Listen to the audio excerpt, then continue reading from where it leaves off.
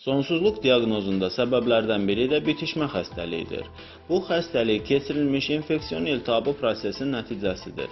Bitişmə prosesi incə sap, ip və ya lent formasında istənilən orqanın digər orqana bitişməsini və ya boşluqlu orqan daxilində bitişməni göstərir.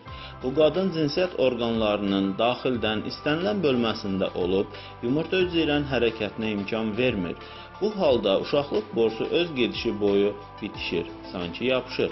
Bu proses xaricdən olduqda isə hətta boru sanki düyünlənir.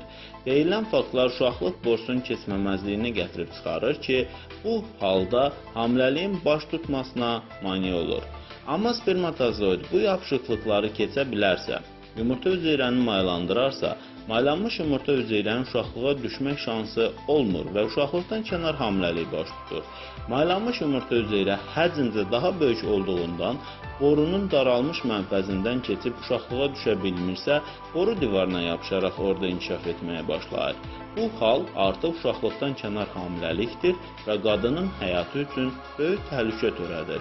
Əgər uşaqlıqdan kənar hamiləlik vaxtında müəyyən olunub, cərrahi yolla kənar edilməzsə, döl böyüyüb borunun yırtılmasına, güclü qanaxmaya və nəhayət qadının tələf olmasına səbəb ola bilər.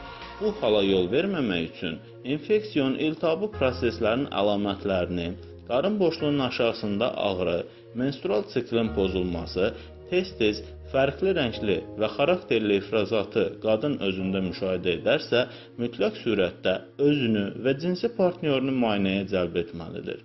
Cinsi yolla yoluxa biləcək xlamidiya, gonoreya və digər törədicilərlə yanaşı, vərəm xəstəliyinin və qarın boşluğunda keçirilmiş əməliyyat sonrası bitişmələrində rolunu unutmamaq lazımdır. Hazırladı Rauf Kazımov, həkim, uroloq.